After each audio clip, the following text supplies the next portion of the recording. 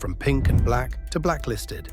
How does a 5-time WWE champion go from carrying the company after Hulk Hogan to being creatively stranded in WCW within months? The answer starts with a contract, a refusal, and a bell that rang too soon. Bret Hart, 8th of 12 children, born into a house where wrestling was a job, a school, and a language. His father, Stu Hart, ran shows, trained talent, and kept a ring of lessons under their home. They called it the dungeon. It was low ceilings, mats that creaked, and a place where a young Bret learned that silence and focus could control chaos. While other kids chased noise, Bret studied grips, balance, and where a wrist could turn a whole body.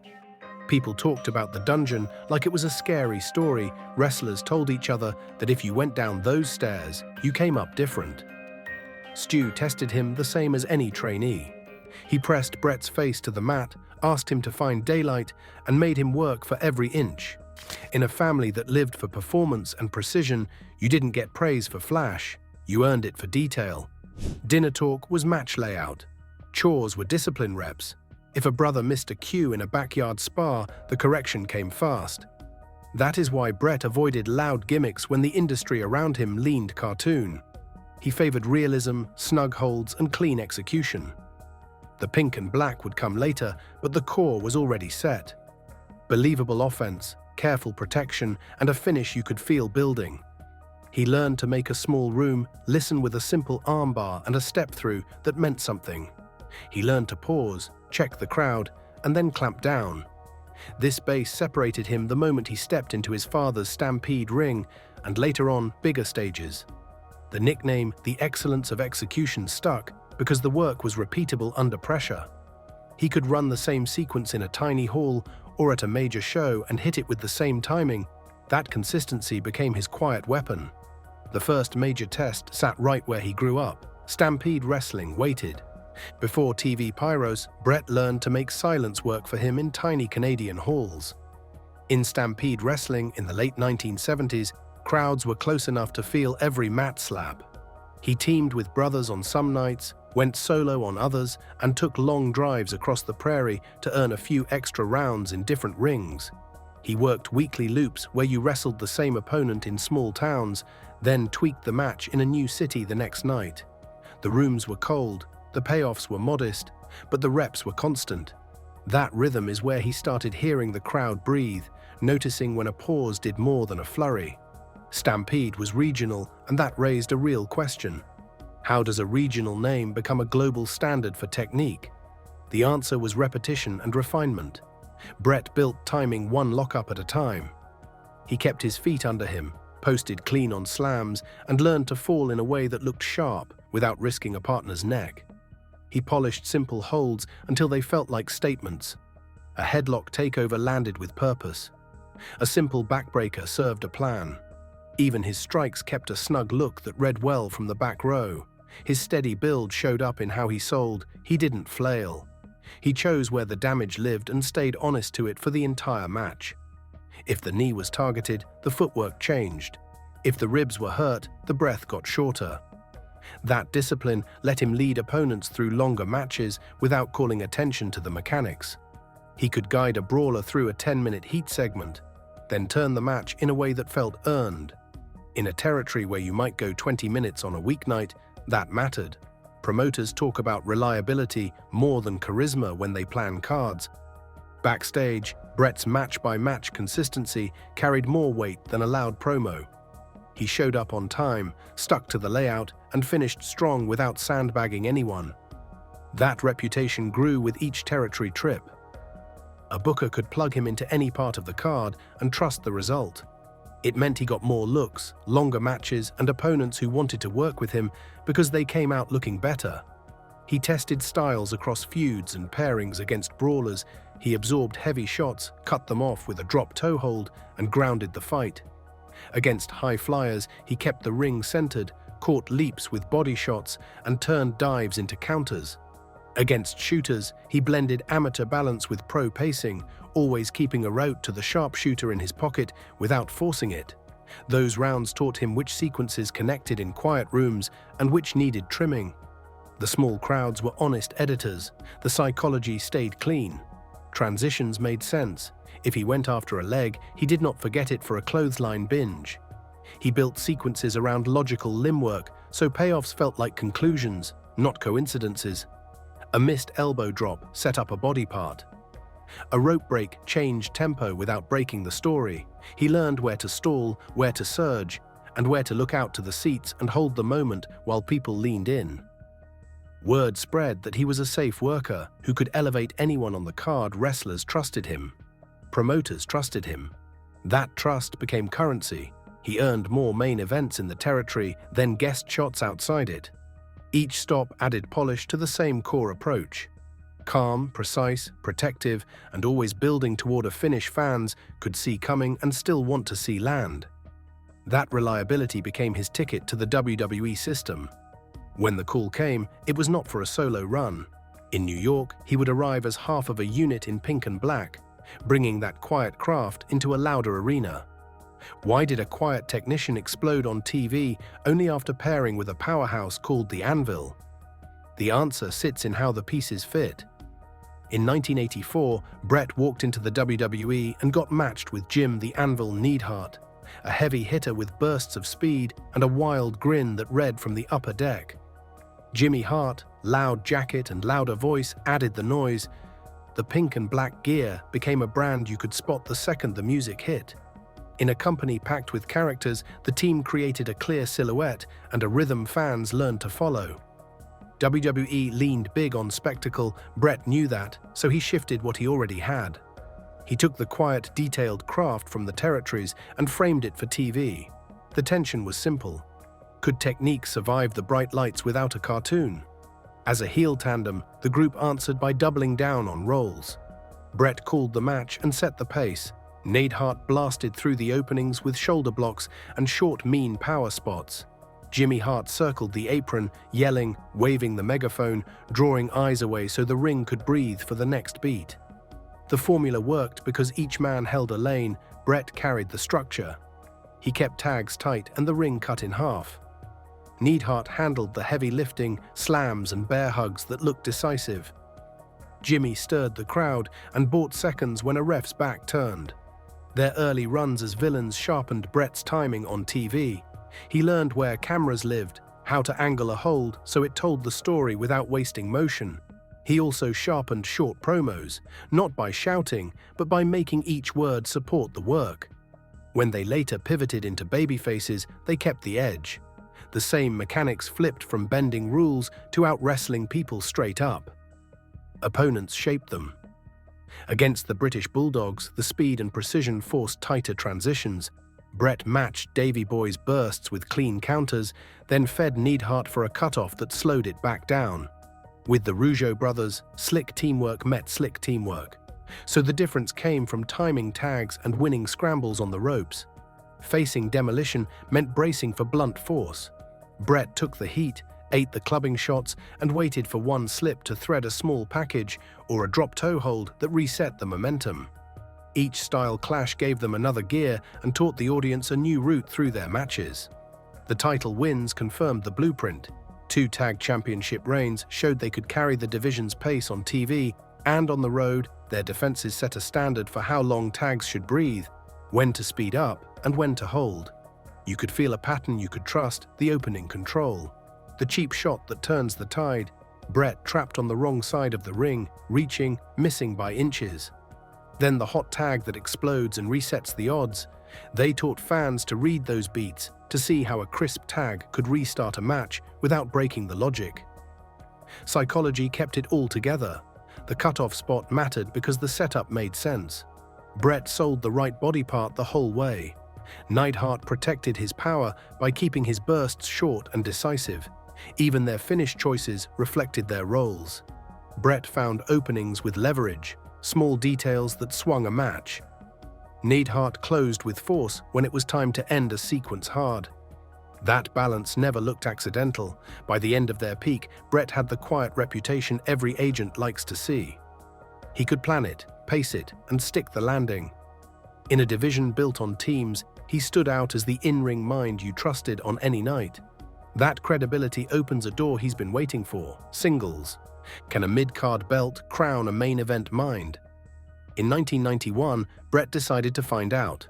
After years as the engine of a top tag team, he stepped into singles with a quiet target: the Intercontinental Championship. That title carried a reputation among wrestlers as the workhorse's prize.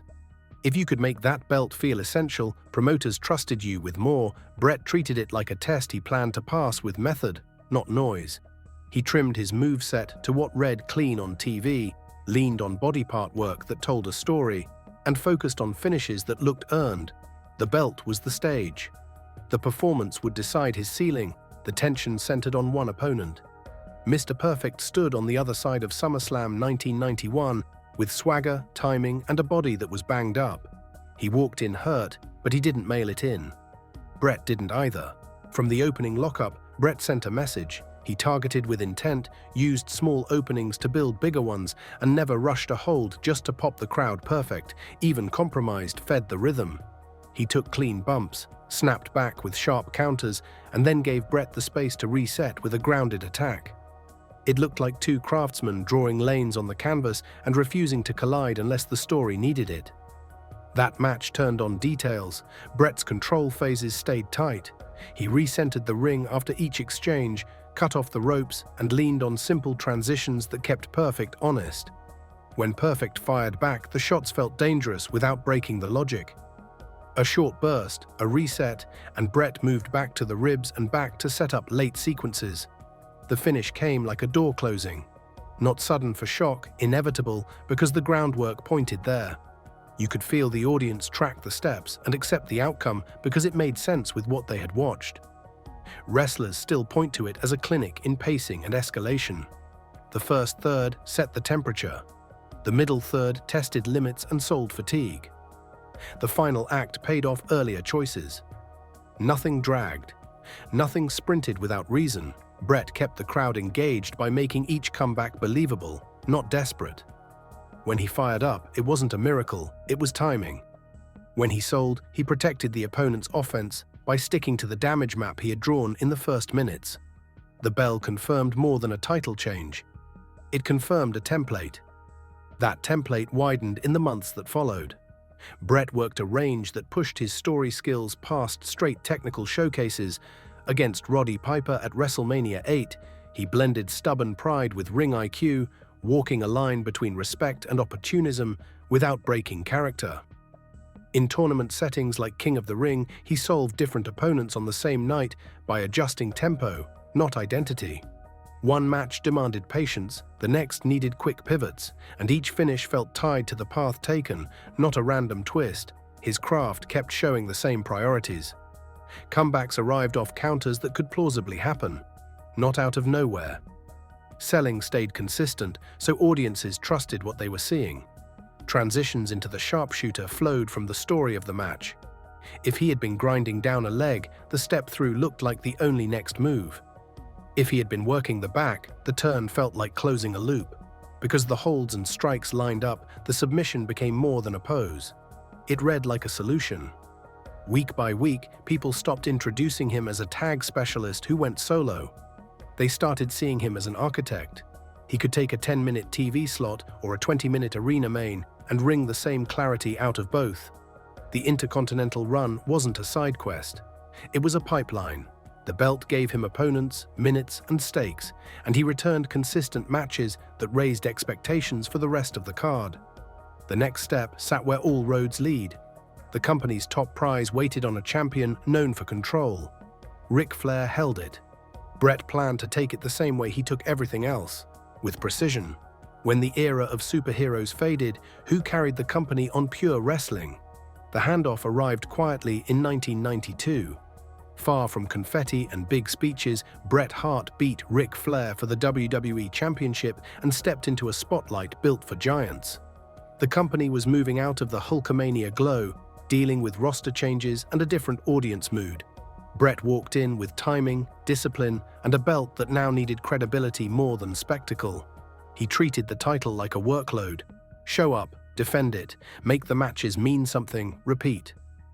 The tension hung over every defense. Could a smaller, technical babyface anchor a product known for muscle and theatrics?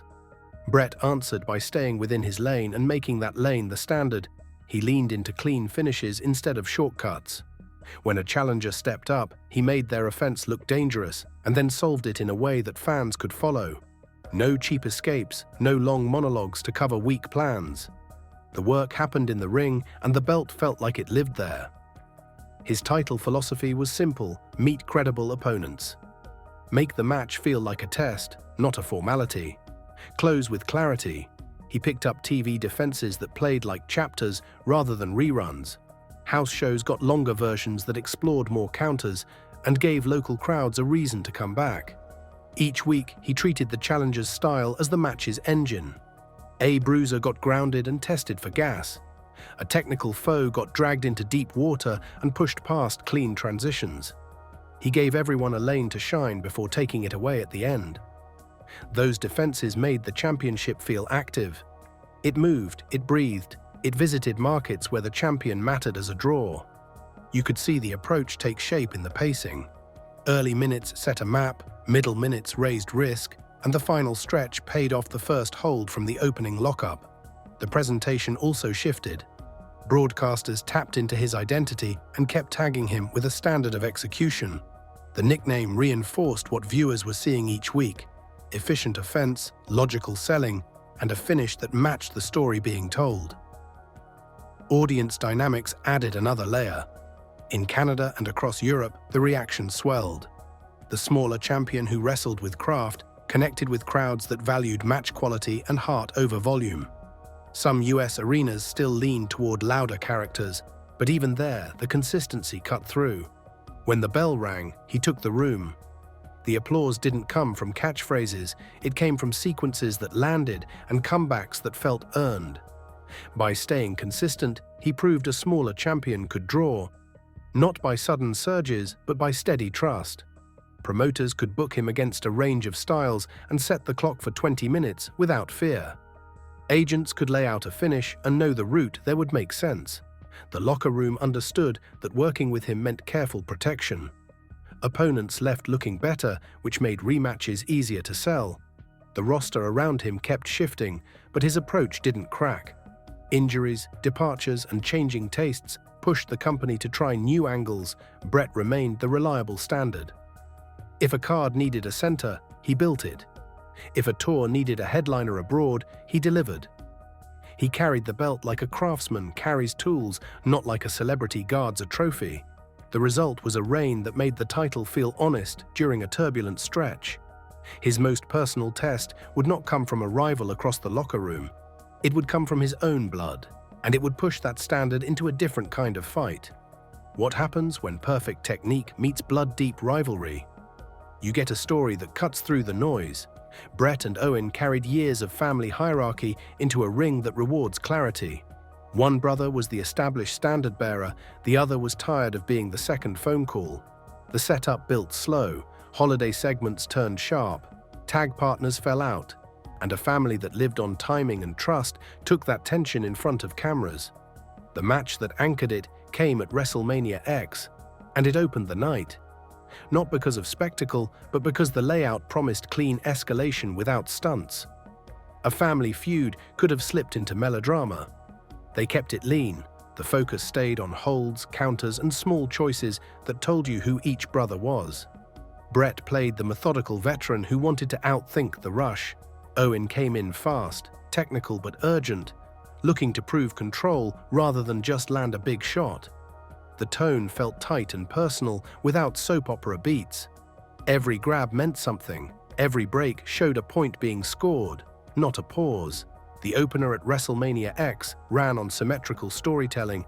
Early exchanges mirrored each other so the audience could track the chess match. Bret would press an advantage at the ropes. Owen would answer with the same pressure from a different angle, counters stacked rather than reset. When Bret leaned on a mat hold, Owen found the exit and returned fire with a crisp takedown that said, "I can do that too." The rhythm stayed honest. No wasted steps, no loud stalls. Owen's victory was decisive because it felt earned by the match's logic. He didn't steal one out of nowhere. He trapped an opening that Bret had been leaving by inches, then closed the space with clean timing. The pin shocked the room and still made sense when you replayed the route. That credibility mattered. It meant the feud had legs beyond a one-off, and the locker room had to treat Owen as equal ground in the technical lane. Opening the card with a technical piece raised the bar for the night. It set a pace where fans expected finishes to pay off setups, not swerve them without reason. Backstage, that kind of match forces everyone else to tighten transitions and protect their own stories. You could feel that standard ripple through the rest of the show. The cameras stayed honest. The commentary leaned into how choices in the first 5 minutes shaped the last 2. Their later cage match kept the same balance of respect and resentment. The cage wasn't for blood, it was a frame to stop escapes and test ringcraft in a tight space. They sprinted up steel for saves, hooked ankles with purpose, and turned near escapes into drama that fit the feud's logic. No weapons, no filler. Just roots, counters, and a constant pull between 2 approaches that came from the same house. Psychology drove every beat. They mirrored moves to show shared training, then used counters to prove who had adapted more. Bret sold pride as much as pain, which kept his mistakes believable. Owen sold frustration building into focus, not tantrums. Even signature spots had layers. When Bret moved toward his usual late-match burst, Owen cut it with a counter he could only know from years of watching it land. The family dynamic lived in those choices, not in shouted speeches. This program gave Bret's champion image more weight. He could lose clean, come back, and still feel like the center, vulnerable yet resolute. Owen gained legitimacy without losing his edge. Together they turned a story about brothers into a lesson in how method and emotion can share the same ring. Years later, critics still call that opener one of the greatest in WrestleMania history. The matches hold up because the choices track from bell to bell. Bret's era-defining reigns continue, but another clock has started and it's counting down toward a fracture no one can mat wrestle out of. Can a promise become a career contract? Bret made one every time he said the line. It started as a calling card and grew into a measuring stick. Across 5 WWE Championship reigns, he kept testing himself against that standard. The belt moved in and out of his hands during a turbulent roster shuffle, but the expectation stayed fixed.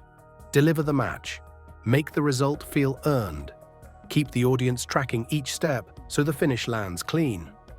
A slogan invites scrutiny.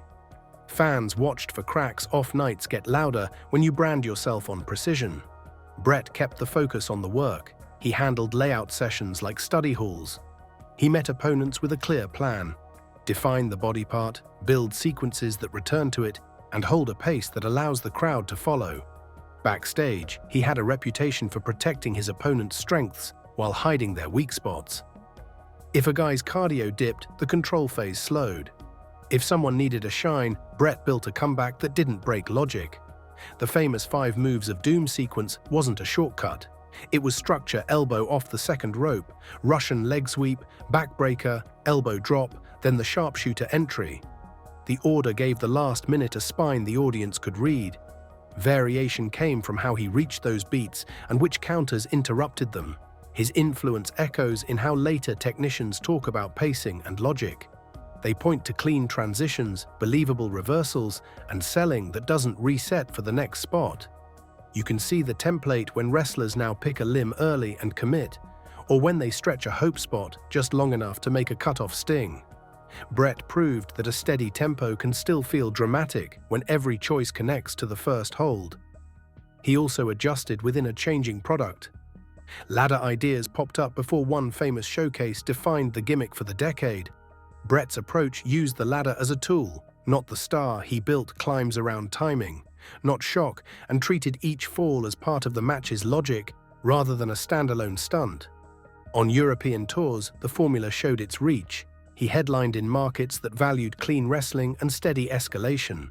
House show loops let him fine-tune openings and closers, so the third city saw a tighter version of the first night's plan.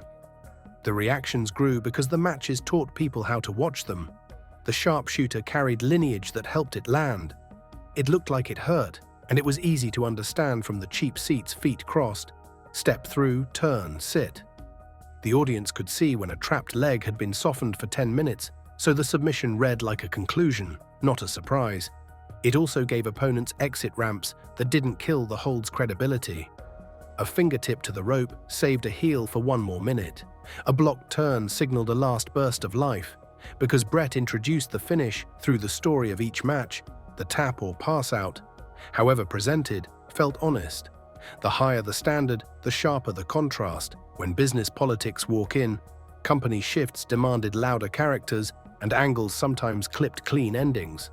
Bret kept pushing for clarity in the ring, even as external forces tugged at presentation. That dual pressure turned his consistency into armor.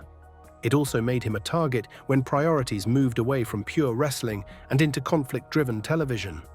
In a changing WWE, his nightly reliability stood out. It drew crowds that wanted the match to make sense, and it irritated voices who thought sense wasn't the point anymore. That tension didn't explode in a promo. It met a date, an arena, and a finish that wasn't his. November 9th, 1997 waited. What if the finish you never agreed to becomes the moment you're remembered for?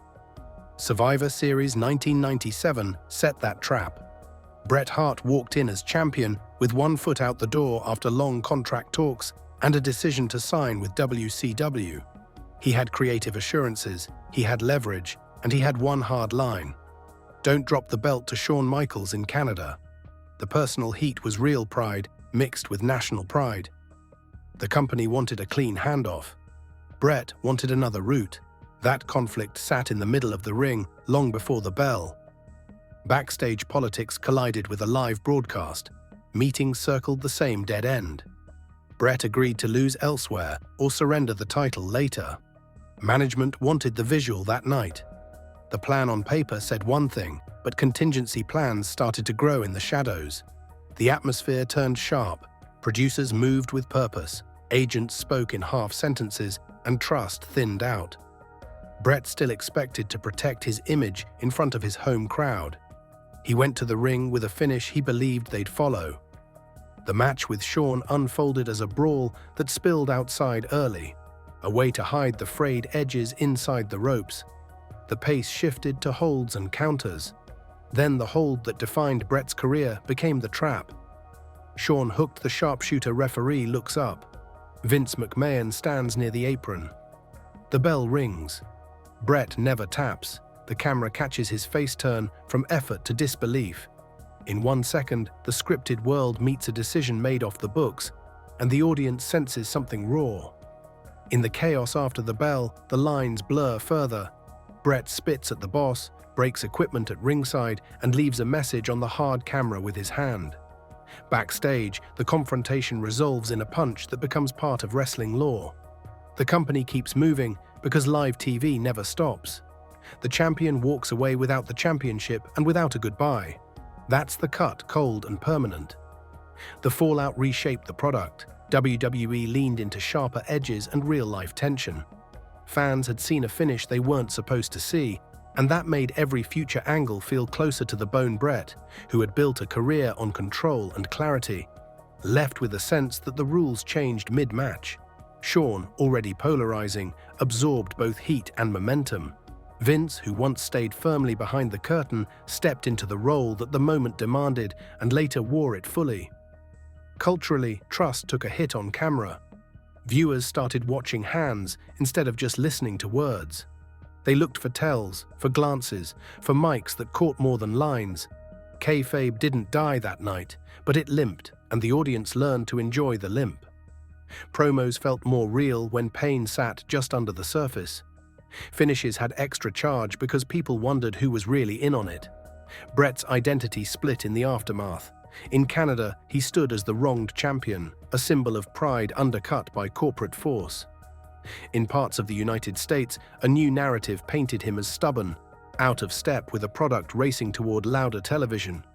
Both readings lived side by side. He carried that divide into his next locker room, along with a new contract and the weight of unfinished business. That night is the fault line that sends him to WCW. He leaves with heavy baggage, a reputation for excellence, and a story people can't stop debating. WCW offers creative respect and big money. It sells calm after chaos and room to work. The promise sounds clear. Delivery is another story. How does a 5-time WWE champion become a supporting act in a company that paid him top dollar?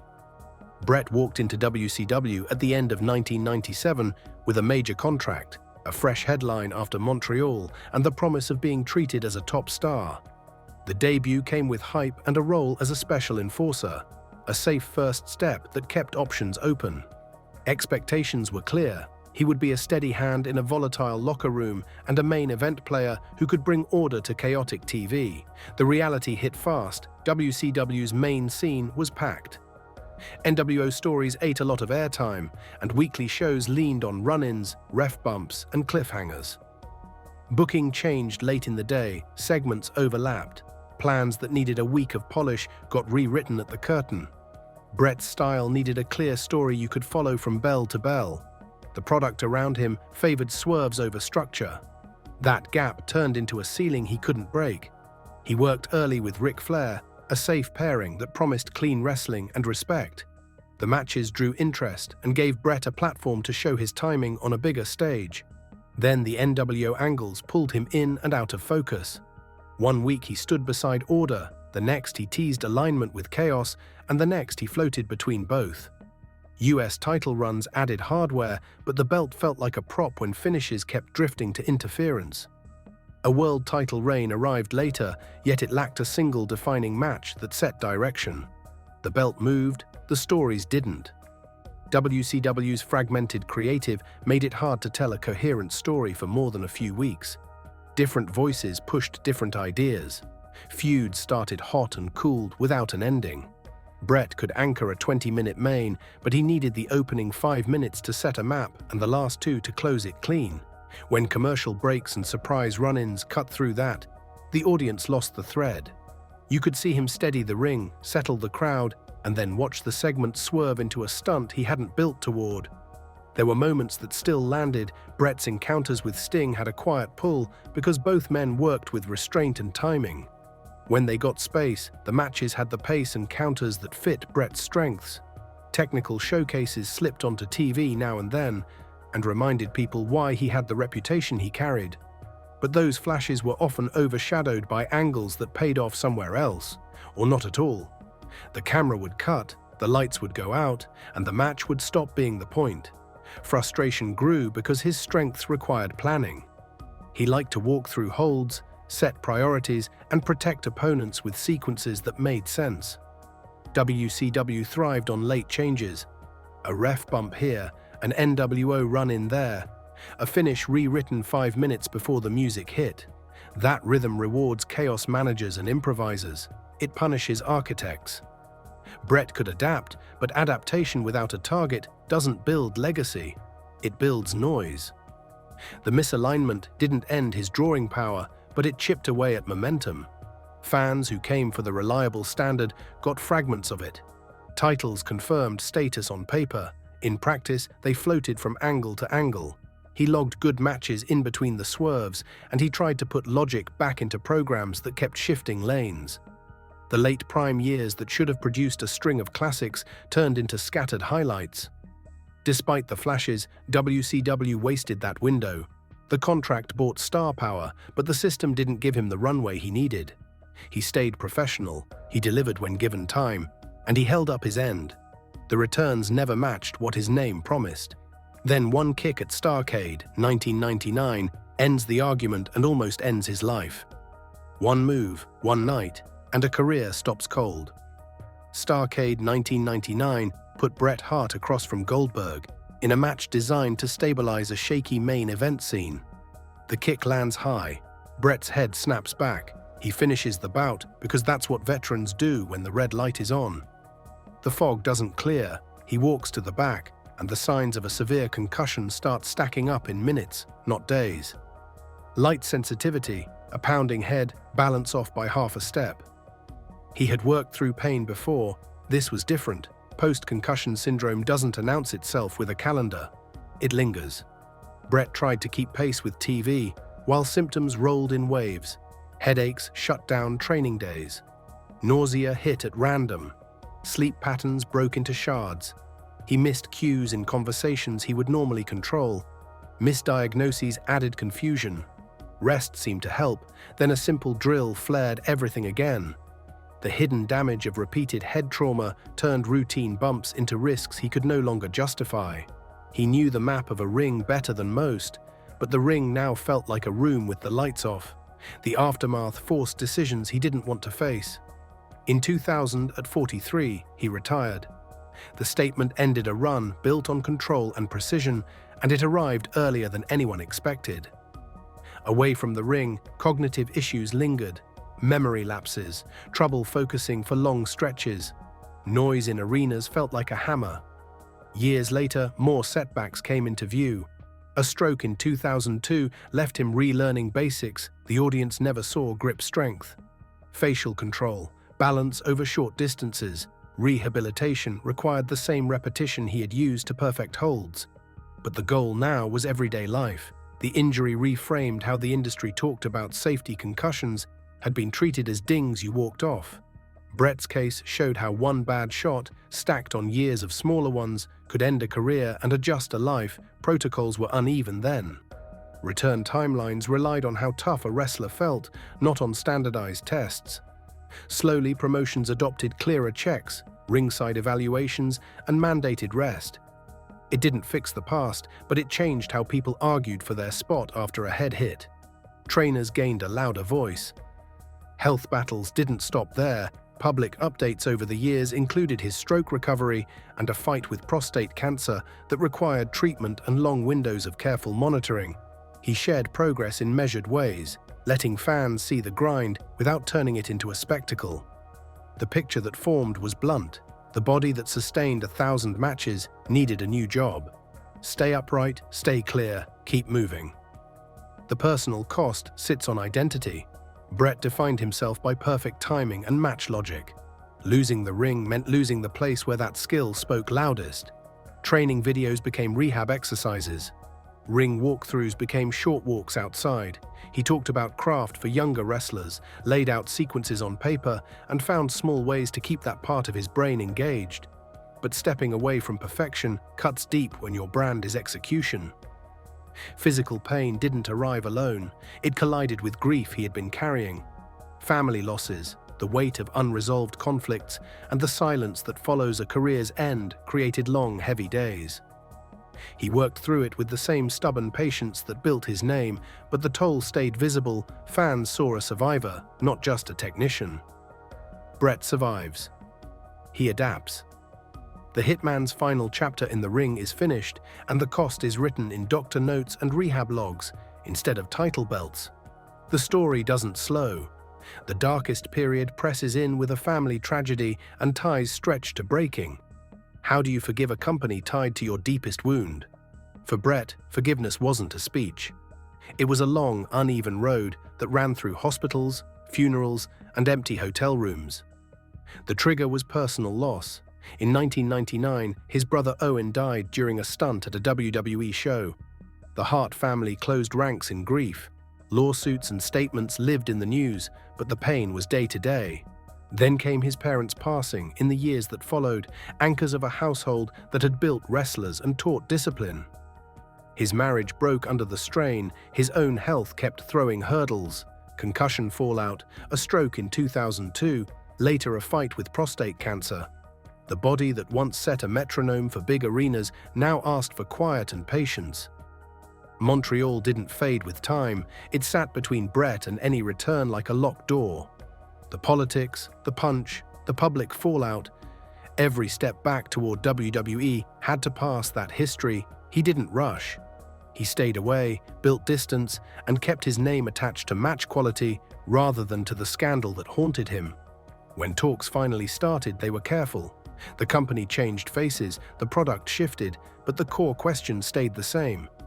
Could respect live under the same roof as old wounds? The reconciliation arrived in pieces. The WWE Hall of Fame induction in 2006 happened without theatrics. It served as recognition of a body of work that fans had been celebrating in chants and signs for years. Appearances followed, measured and focused, built around respect and legacy more than angles. The Hart Foundation name returned to big stages in 2019 with a Hall of Fame induction that acknowledged how a tag team blueprint shaped an era. Like and subscribe for 100 years of luck. Until next time.